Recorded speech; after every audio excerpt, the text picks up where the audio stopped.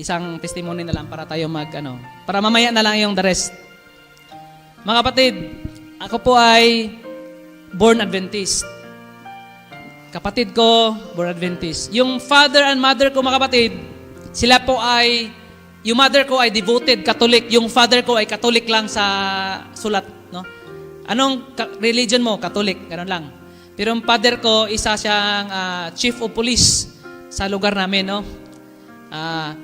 Police Major Adrigado. Siya po ay Catholic lang sa sulat. Yung mama ko naman, devoted. Luhod ng luhod, yung ganun ba? Rosaryo. Ganun, yung luhod talaga. Ganun talaga yung mama ko. Biglang biglang na-capture yung papa ko ng NPA. Nung na-capture na siya, mga kapatid, pilit niyang magdasal. Pero hindi niya alam paano magdasal. Ang alam lang niya is, Hail Mary. Ganon lang. Pero, na-sense niya, kaka-Hail Mary na doon, na-sense niya na parang walang tumutulong sa kanya. Sabi niya, parang hindi talaga ito. Sabi niya, sa isip niya, na wala siyang alam sa Biblia, parang hindi talaga totoo to. Hindi talaga ito makapagligtas kasi Panginoon ang sasabihin ko. Pero hindi niya alam paano magdasal. Kasi probably mamamatay na siya. Capture na siya ng NPA. Tapos 6 sila. 3 police, 3 army na hinuli. Nakapiring na yung mata nila. Tapos nakatali yung kamay nila. Tali nila. Sa likod din nakatali. Papunta sila sa bundok ng Bukidnon, no? Between Davao and Bukidnon, nasa bundok na sila. Sabi ng papa ko, ang naisip lang niya na dasal, mga kapatid, na answer siya ng Panginoon is ganito. Kung sa Bisaya pa, kung may nakaintindi ng Bisaya dito, ganito lang yung pagdadasal niya, oh. Ganito lang yung pagdadasal niya, oh. Ginoo, luwas ako, one time lang. Kung sa Tagalog is, Panginoon, iligtas mo ako. Hindi. Sa Bisaya kasi, ang one time lang is expression. Parang sinasabi mo doon is, ngayon na. Oo, ngayon na. Parang ganon. So, sa Tagalog noon is, Panginoon, iligtas mo ako, ngayon na. Kung sa Bisaya pa, Ginoo, luwas ako, one time lang.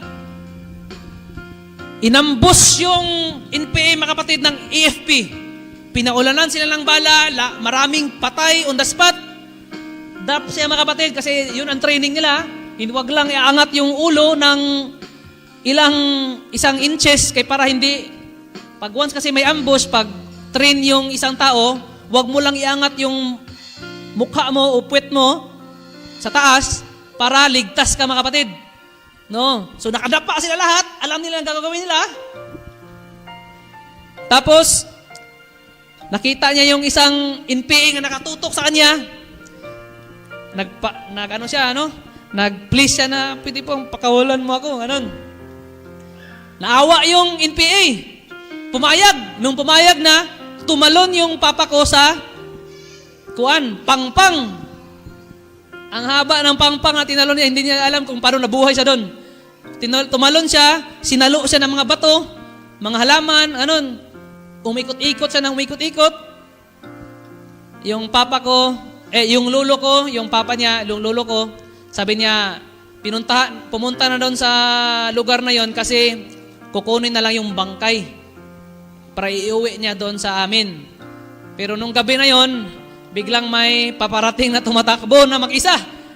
Maraming sugat sa katawan. Ay, masugat, wala pala sugat. Yung isa pala yon, no? Pagdating na doon, nagtaka yung papa ko, wala siyang galos. Damit niya, wala man lang naka, yung mga balansuri, yung mga ganon, no? Di ba? Kung nasa bundok ka, marami kang dumidikit walang dumikit ni isa. Marami daw niyang dinaanan na makahiya, pero hindi man lang siya nagalusan. Naisip niya ang dasal niya. Ginoo, luwas ako, one time lang. Ganun lang. Yan mga kapatid, hinanap ng Panginoon, kasi pagdating sa bahay, hinanap ni Papa yung Biblia na binigay ng madre kay mama ko. Binasa niya ng binasa, kasi investigator naman siya. Ininvestigate niya yung Biblia ngayon. Kaso, may nalaman siya. Ang Sabbath day pala, hindi pala Sunday. Saturday pala. Binasa niya ng binasa, ang Leviticus, nagsasabi pala na hindi talaga makain ang baboy. Marami pang hindi makain. Ngayon, nabasa niya din yung Acts 10. Kaso ang problema sa kanya mga kapatid, hindi siya huminto. Kasi walang nag-guide sa kanya, binasa niya ng isang chapter at naintindihan niya na hindi pala talaga baboy ang ipapakain ng Panginoon. Kung hindi, vision lang pala yun na open na yung Panginoon sa lahat ng klaseng ano bang maitim, maputi, ano ka ba? Lahat is, dati Israelites lang di ba?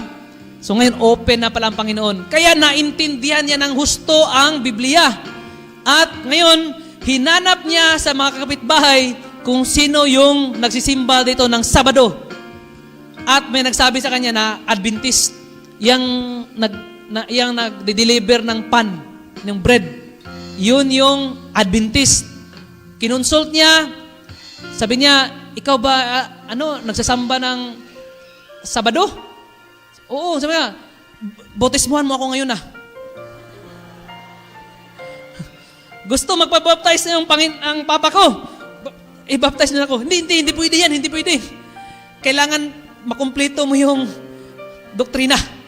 So nagpa-doktrina yung papa ko, kasali yung mama ko, hanggang sila ay naging ganap na Adventist at napaka-stricto na mga Adventista. Particularly sa Sabat, mga kapatid. Nagsilang kami na makunting oras lang. Mahilig pa naman kami magtingin ng anime dati, yung mga Dragon Ball,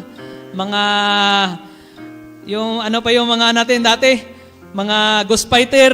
Ang hilig pa naman namin. Tapos 5:30 pa mga ganun pa sa mga ganun ba? 5:30, 5:40, aabot yung mga Ghost Fighter na yan pagka Friday. Mahuli lang kami ni mama, papa ko, nakatingin kami lahat sa Ghost Fighter na sunset na, basta pagpapaluin kami. Nasanay kami mga kapatid naalala ko pa natin, mga 6 years old ako. Pupunta kami sa simbahan ng Sabado, mag-church na kami.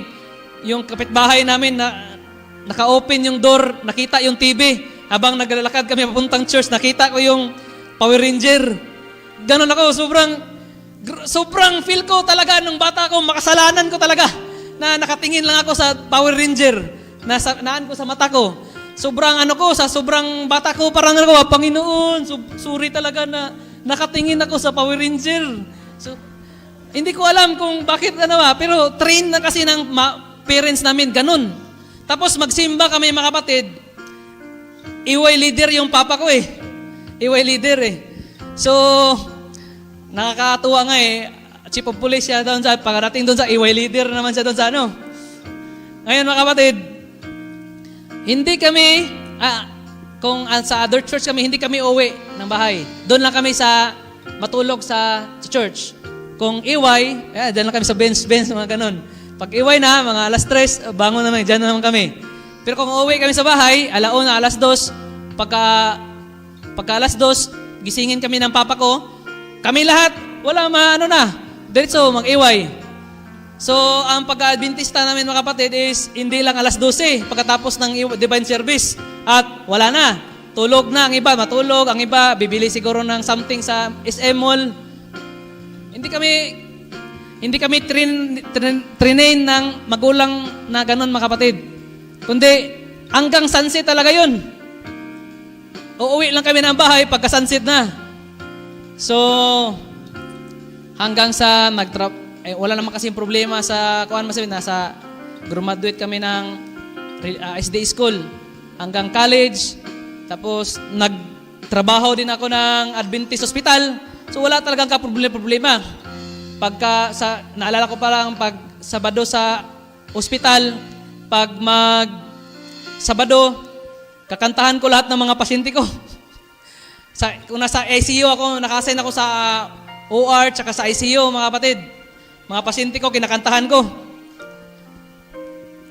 Hanggang sa pumasok ako sa PNP, mga kapatid. Na-twist ang story ko, mga kapatid. Doon sa PNP, pumasok ako ng April 16. Tinake out kami sa Taguig City, Bikutan, Taguig City. Sa Camp Bagong Diwa ng PNP SAF. Doon, mga kapatid, nagsimula yung dilubyo ng buhay ko doon. Pumasok ako pinagulong-gulong kami ng umaga from Bikutan, tinransport kami ng Region 1 sa La Union, Arengay,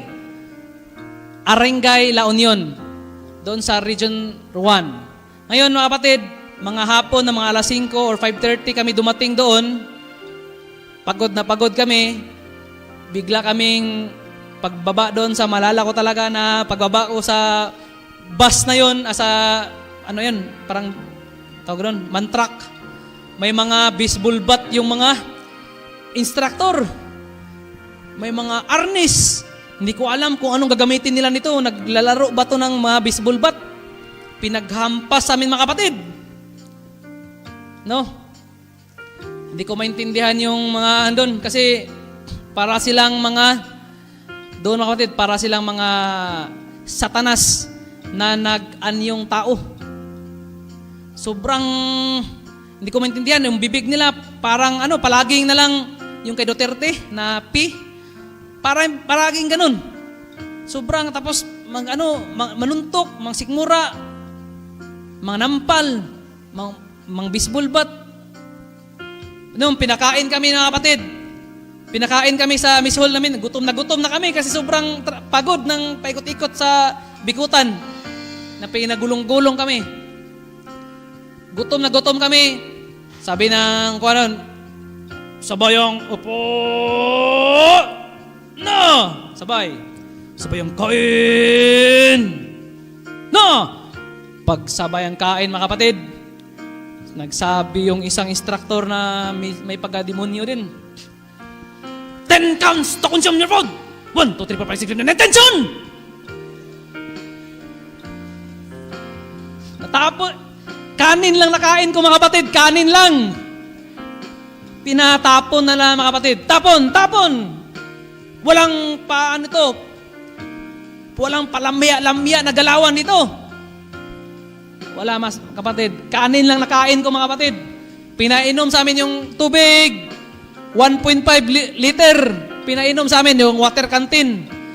Pinainom yung 1.5 liter, mga kapatid. Isang ganunan. Pag may sobra, ibuhos sa ulo. So, inubos ko talaga, mga kapatid, yung 1.5, no? Kaya ligo ka man pag may sobra. So, sobrang gutom namin ng umaga na yun. Sobrang gutom namin ng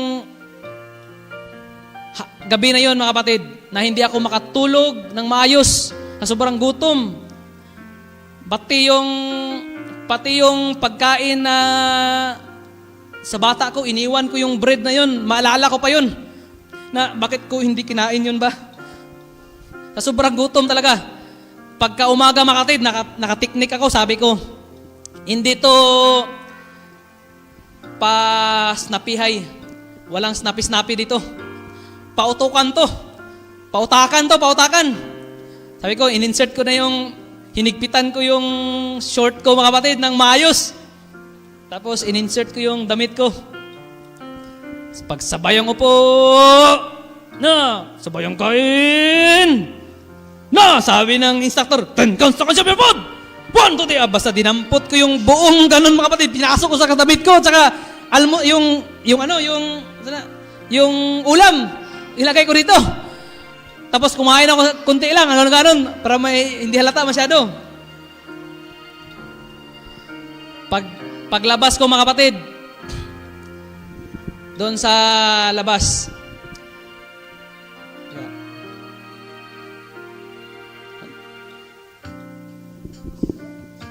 tigil lang kayo, tumatawag yung kampo. Iyan ko muna. Yan. Ngayon mga kapatid, doon ako sa gilid ng mangga. Kumukuha ako ng pagkain dito kasi gutom na gutom ako eh. Kuha ko tingnan ko muna kung may ulang makatingin dito kasi pag makita ka kumakain mga kapatid sa outside sa Miss Hall, lagot ka mga kapatid, ibitayin ka doon. Bibitayin ka doon mga kapatid, patiwarik yung paa mo nas taas. Kuha ko dito. Tapos nakita ako ng mga kasama ko, mga classmate ko. Gutom din. Di ba? Mate, pwede hingi, mate? Diba? Share din ako mga kapatid. Kuha din ako dito. Ikaw doon. Oh, may ano pa, may ulam pa dito. Sabi niya, snappy yan ah. Ganun na lang kaya gawin natin. Nakatiknik sila mga kapatid. Diba? Huwag tayo magpa-snappy dito. Ano tayo? Pakilusin natin yung utak natin. Para hindi tayo magutuman dito. So, ganun mga kapatid. Okay lang sa akin yung lahat ng mga activities doon mga kapatid. Wala akong problema doon. No? Wala akong problema doon mga kapatid. Ang problema ko lang doon, ang Sabado mga kapatid. Kasi wala palang Holy Week weekend doon mga kapatid. Akala ko may weekend. Hindi naman natin alam eh. Hindi ako nagtanong kay Papa eh. Wala palang weekend ang training center mga kapatid. Pagka Friday, intact sila doon sa loob ng training school. Ngayon, nagsabado na mga kapatid.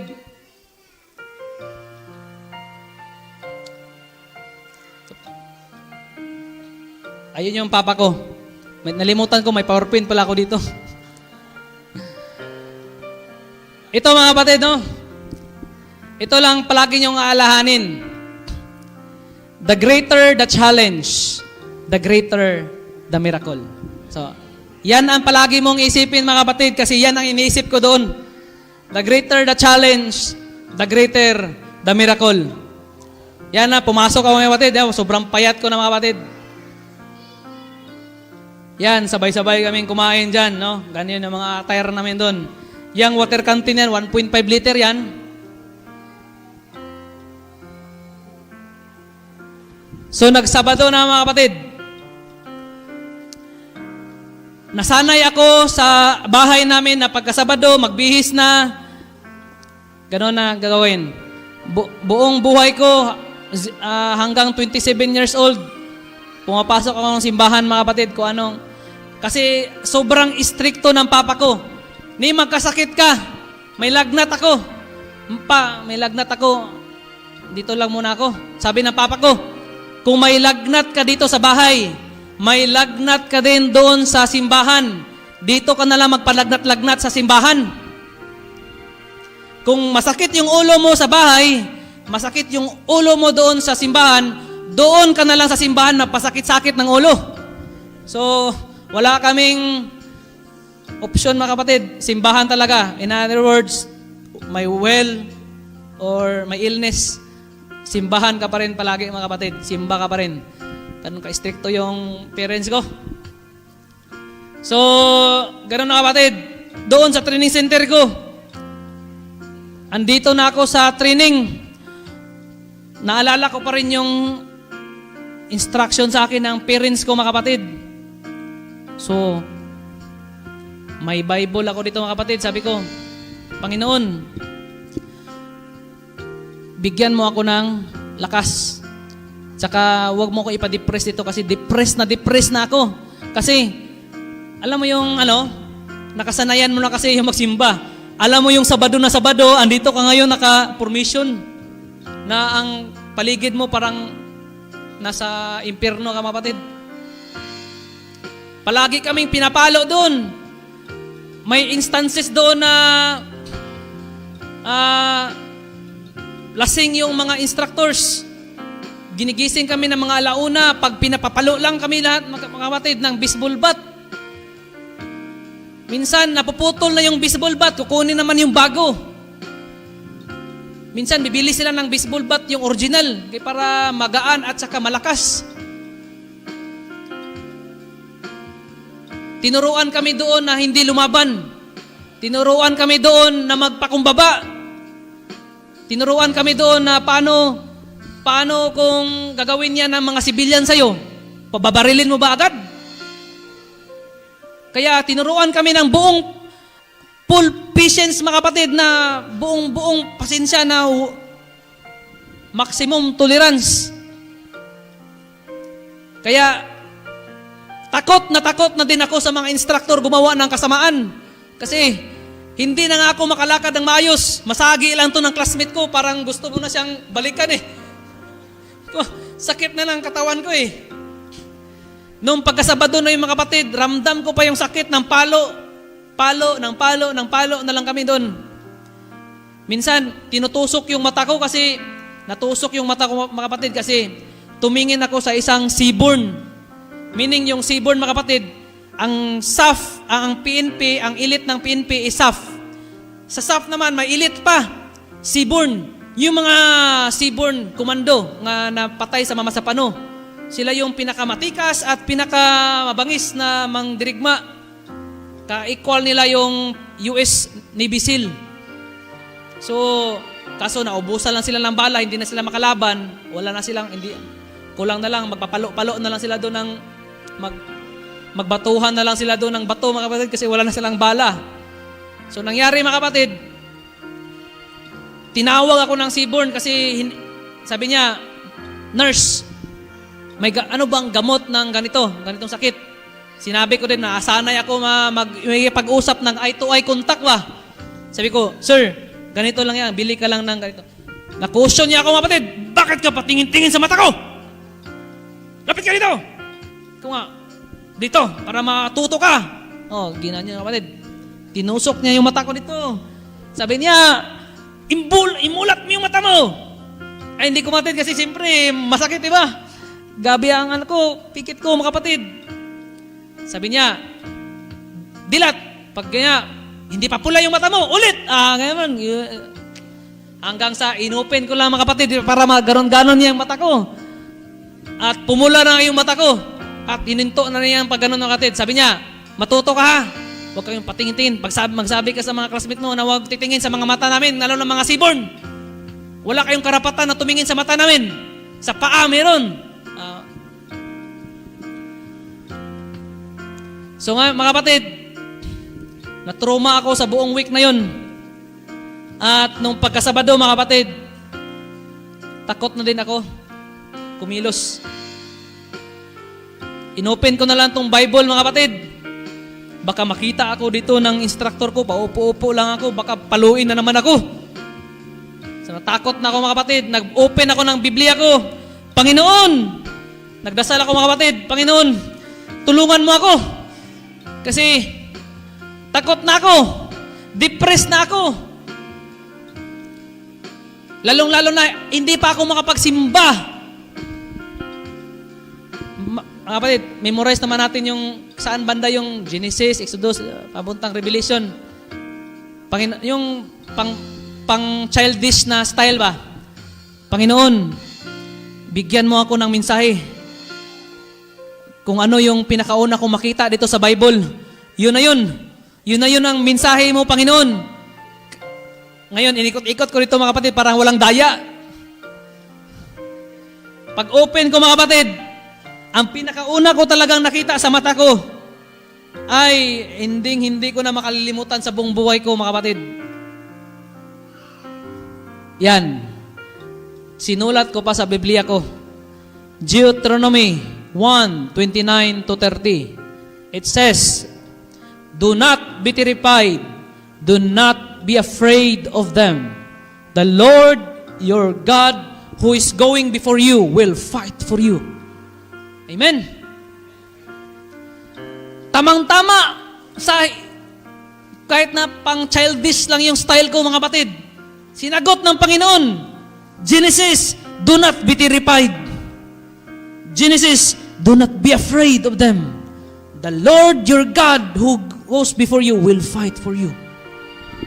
Na lagay sa isip ko, mga kapatid, ang ganito na lang kayang style ko para makapagsimba ako sa Panginoon. Ganito na lang magdasalan ko yung classmate ko tsaka basahan ko ng Bible. Hinuli ko yung una sa harapan ko kasi nahiya pa ako that time. Kumit, pwede bang basahan kita ng Bible tsaka magdasal tayo? Sige, Mit, gustong-gusto ko yan. Depressed pala din. Pareho pala kaming depressed. Buti nakalabit ko siya kasi depressed na pala. Kung gustong-gustong, Mit, dasalan mo ako, Mit. Please, Mit. Sige. Dito, Deuteronomy 1:29-30. Basahan kita. Do not be afraid. Do not be terrified. Do not be afraid of them. The Lord, your God who goes before you, will fight for you, mate. Magdasal tayo, mate. Dinasalan ko yung siya, survive kami sa training. Dito naman ako sa dito naman ako sa kasamahan ko. Mate, pwede bang magdasal tayo, mate? Magbasa tayo ng Bible. Sila din. Hanggang parang naikot-ikot ko na yung classmate ko na 270 plus na classmate ko, mga kapatid. Mag-upuan sila na isang ganun. Kung mate, magdasal tayo, magbasa tayo ng Bible, tsaka magdasal tayo. Sige, mate, wala pala sila mga Bible, ako lang pala may dala. So, binasahan ko sila, tsaka dinasalan. Hanggang sa nakaupo ako sa gilid, mga kapatid. Parang sabi ko, Panginoon, salamat, binigyan mo ako ng message. Courage ang binigay mo sa akin. Do not be terrified. Do not be afraid. Ganun lang yung Panginoon, mga kapatid. Habang sa kinukomfort, sabi ko, parang satisfied ako sa Sabado ko ngayon. Panginoon, salamat kay ganito lang pala ang pagsimba ngayon. Habang ginaganon ko yung sarili ko, mga kapatid, nakita ko yung instructor nga may bit-bit ng baseball bat sa stage. Pinapatunog pa niya, mga kapatid. Pak! Ganun pa siya. Nakita ko, mga kapatid, at binulungan ako ng sarili ko. Basahan mo kaya ng Bible yan, tsaka dasalan mo. Sabi ko, wag na. Sakit pa ng katawan ko, masaktan pa tayo dyan. Hindi nga tayo titingin sa kanila. Hindi nga tayo dapat makipag-usap sa kanila. Hindi nga tayo magdaan ka nga doon. Pag magsalubong mo yung instructor, punta ka na sa kabilang daanan pa ka kasi masuntok ka, mga kapatid. Yan pa i-approach ko. Sabi ko, wag na. Sinatisfy ko naman yung sarili ko. Okay na to, 270, mga 70 plus to mga classmate ko. Salamat Panginoon. Pero sa isip ko lang yun. Pero sa isip ko naman ulit, kulang ang Saturday mo, kulang ang Sabado mo. Dahil hindi mo madasalan, mabasaan ng Biblia yung instructor mo. Kung para akong kinukontra na sarili ko, mga kapatid. Hindi talaga to Holy Spirit na to. Hindi talaga to Holy Spirit. Sarili ko lang talaga naglalaro dito. Sabi ko, hindi, wag naman sana. Di lang, okay na to. Okay na. Maraming estudyante, marami akong mga classmate na basahan ko ng Bible. Wag na yung isali yung instructor, nag-iisa lang naman yun eh. Ito na, okay na to. Di talaga. Kulang talaga ang Sabado mo pag hindi mo yan mabasa ng... Para akong ginugulo ng isip ko doon, na kapatid, na hindi, at least na ako hindi na ako makapagkuhan. Hindi na ako matahimik yung isipan ko doon. Hanggang sa nag-decide ako, mga kapatid, na baka kasi hindi ako makatulog ngayong gabi. Puntahan ko na lang. Desisyon na no. Final na to. Puntahan ko na lang. Pagpunta ko doon, mga kapatid, may pinaakyat naman siya, pinalo, napaluhod, mga kapatid. Sabi ko, wrong talaga to. Wrong talaga na idea to. Umupo na lang ako sa ladder, mga kapatid, doon. Nag-isip ako, di talaga to pwede. Baka satanism, baka may mga satanism to, mga kuha na to. Mga instructor na to, hindi to mga Christians ba? Sabi ko, hindi talaga to pwede, hindi dapat to madasalan kay baka kasi pagdasalan ko, papaluin ako. Habang ako nagdadasal, baka ganun ang gagawin sa akin. Habang ako nagdadasal, pinapalo ako sa likod ba? Yun ang ayaw ko. Huwag na lang siguro, Panginoon. Kung ikaw man lang ito, Panginoon, huwag na lang siguro. Yun, mga kapatid, bumabalik sa akin, mga kapatid, parang hindi ako makaupo ng maayos dahil sa sobrang ng sarili ko. Parang nilalaruan lang ako ng isip ko, mga kapatid. Hanggang naka-decide na talaga ako na i-approach siya. Nag-arc na ko, mga kapatid. Ganun ako. Kasi ganun man kami maka-atensyon. Hindi maka-atensyon na ganun. Sa loob ng training school, nakaganon kami na kapatid, maka-atensyon. Permission to talk. Sir! Ano yun? Ba't wala ka? Bakit ka? Sir, sa sobrang rattle ko, mga kapatid, na-stutter ako. Sir, pwede mo mabasal kita ng Bible, sir, kung nadasal tayo, sir? Ano? Ano sinabi mo? Ano sinabi mo? Sir, pwede ba tayong magbasa ng Bible, sir, tsaka magdasal tayo, sir? Okay, na-stutter pa ako. Napagalitan tayo tuloy. Basa ng Bible. Pastor ka ba? Hindi sir, hindi ako pastor, sir. Sige, banat! Banat na, sir. Open na ako ng Bible. Deuteronomy. Sir, Deuteronomy 1:29-30, sir. Parang mga kapatid, para akong gustong mali talaga desisyon na to. Kung pwede palang bumalik na lang. Mali talaga desisyon na to. Mali talaga. Sir, Deuteronomy 1:29-30. It says, do not be terrified. Do not be afraid of them. The Lord your God who goes before you will fight for you. Sir, pwede ba magdasal tayo, sir? Sabi niya, banat!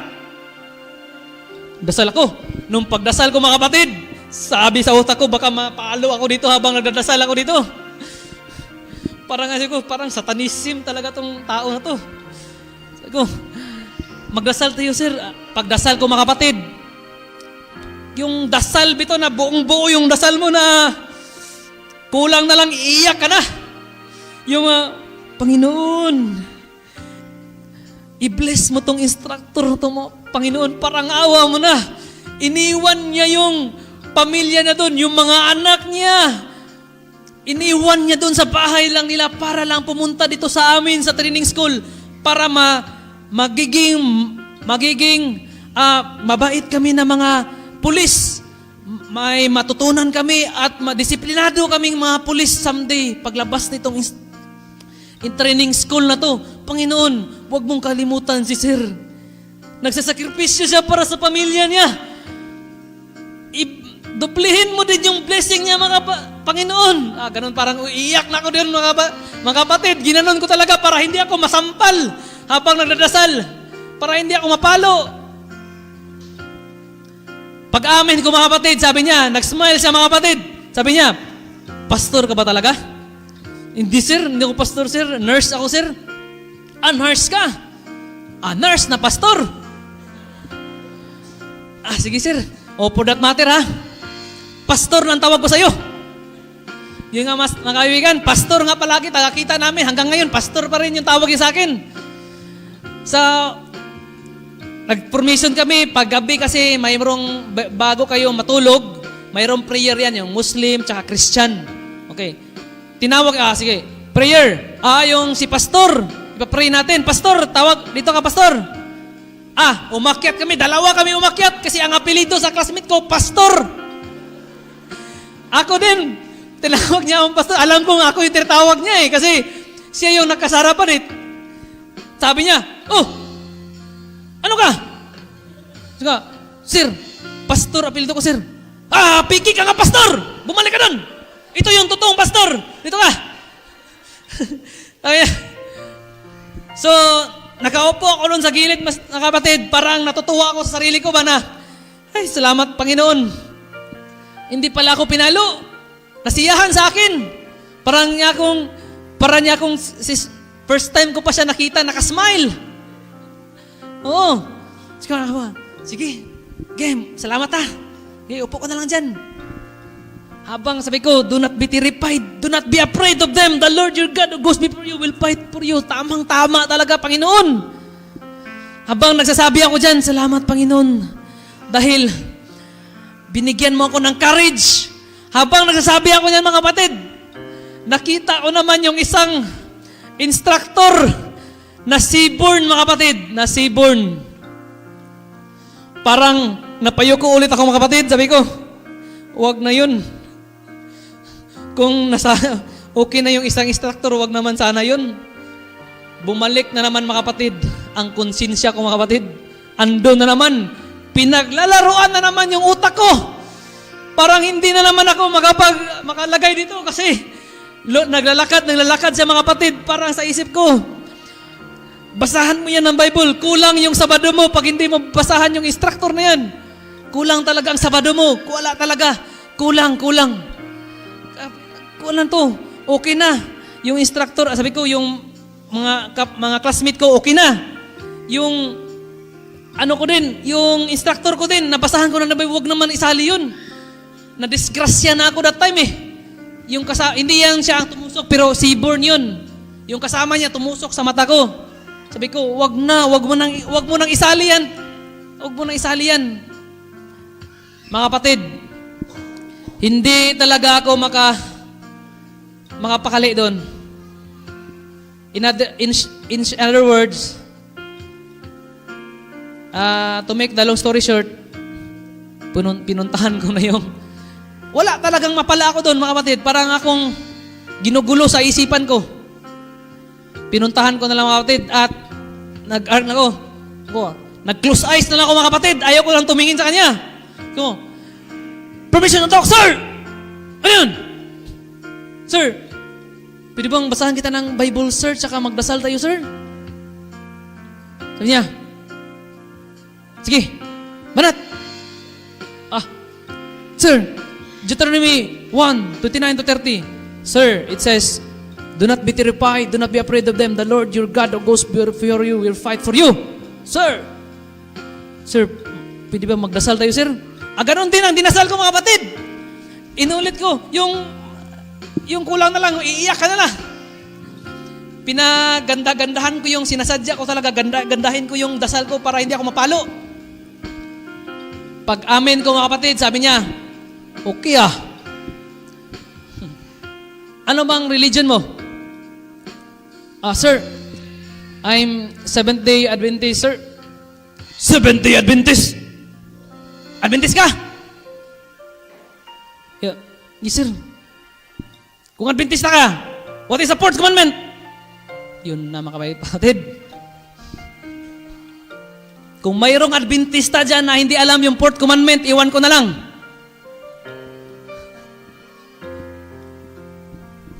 Siguro may mga PNP dyan, Adventist din, nag-checkpoint.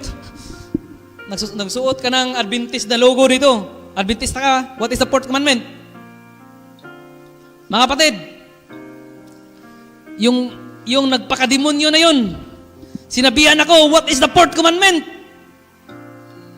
Sabi ko, nakapag-aral ako ng elementary. Hindi ako papauwiin ng teacher ko pag hindi ako makauwi nito.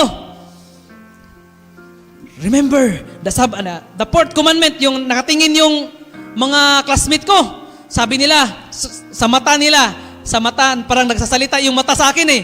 Parang kung i-interpret ko yung mga mata nila, gunggong ka ba, Adrigado? Bakit ka kasi papunta-punta ka pa dyan? Kung nakaupo ka lang sa amin, sa gilid namin dito, wala sanang disgrasya mangyari sa'yo ngayon. What is the fourth commandment? So nga, sir, fourth commandment, remember the Sabbath day to keep it holy. 6 days thou shalt labor and do all thy work, but the 7th day is the Sabbath of the Lord thy God. In it thou shalt not do any work, nor thy son, nor thy daughter, nor the manservant, nor maidservant, nor thy cattle, nor thy strangers that are within thy gates. For in 6 days the Lord made a heaven and earth, the sea that and all that is in them, had worshipped the Sabbath day. Therefore God blessed the Sabbath day and hallowed it. Pakpak yung mga classmate ko, mga kapatid. Yay! Sabi ng instructor ko, Adventista ka nga. Sabi ko, Sir, ano palang religion mo, sir? Adventist din. Niyakap niya ako, mga kapatid. Pinalepitan niya ako. Sabi niya, totoo ka talagang Adventist. Parang nagkita kami, mga kapatid, na papa ko siya. Parang nakita kami na kamag-anak ko na long lost kamag-anak ko na ngayon lang kami nakita na hinag niya ako, mga kapatid. Para niya akong anak. Para ko din siyang papa. Hindi ko maintindihan, mga kapatid, ganun ba talaga magbatian yung Adventist pag magkita, kahit saan. Siya, kumusta ka niya? Kinumusta niya ako, mga kapatid. Kumusta ka na? Itim ka na payat ka na. Sabi niya, kumain ka ba? Sabi ko, huwag ka nang magganon-ganon, huwag ka nang mag-andyan. Sige, magkano ka na? Mga tensyon ka na. Salamat, sir. Sabi ko, may Adventista pala dito. Pinakain niya ako kasi sabi ko, gutom na gutom ako. Sir, sige, kain ka lang dyan. Pita ang binigay sa akin, mga kapatid, para ako nakakain ng gold, mga kapatid. Kasi first time ko nakakain ng ganun kasarap sa training center. Pinarelax niya ako, mga kapatid. At sinabay niya ako nga, Sabado ngayon hindi ka talaga makapagsimba dito. Siya nga, okay lang ba sa'yo na dyan ka na lang sa punong mangga? May Bible ka naman dala, may Bible reading ka na lang dyan. Sinabi niya sa akin, so, pag tinanong, may tanong sa'yo, kung anong ginagawa mo doon, sabihin mo pangalan ko. Bawal yung mga kapatid, bawal mo malaman ang isang pangalan ng isang seaborn. Pero that time, mga kapatid, sinabihan niya ako, authorized na ako malaman ko yung apelyido niya. Kasi para ko siyang papa Para niya akong anak sabihin mo, Sir Minel. Sabi ni Sir Minel na, yan yung Sir Minel. Sabihin mo na utos ko na dito ka na lang muna. So, yun nga, nagbasa ko ng Bible nito, na lumapit nga. Hoy, anong ginagawa mo dyan? Ba't ikaw lang mag-isa? Sabi ko, ay sir, sabi ni Sir Minel, sir, dito lang daw muna ako. Ay, sige, si Sir Minel pala. Diyan ka lang muna. Banat dyan. Mga kapatid, God is with us. Totoo pala, Panginoon ang narinig ko, mga kapatid. The voice of our God na nagsabi sa akin, basahan mo ng Bible yan at dasalan mo. Hindi pala sa sarili ko, mga kapatid.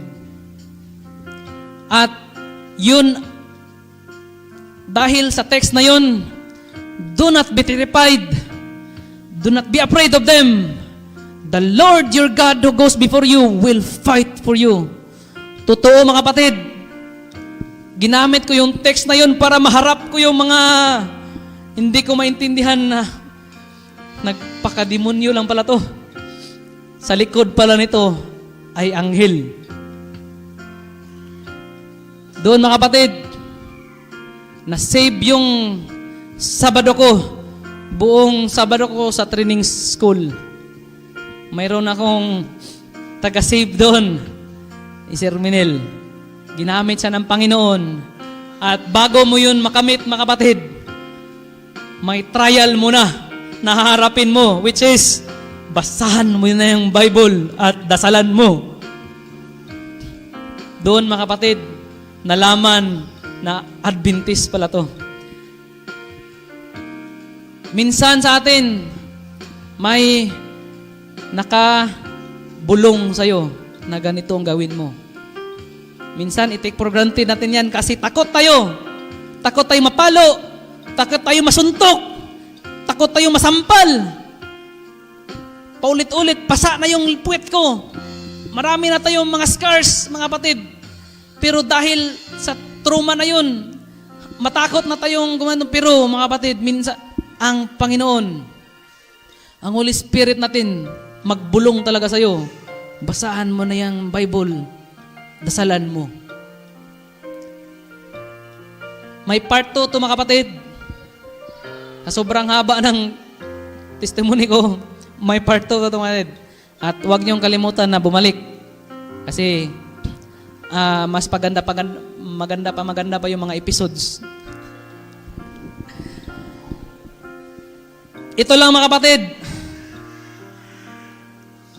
The greater the challenge, the greater the miracle. God bless you all.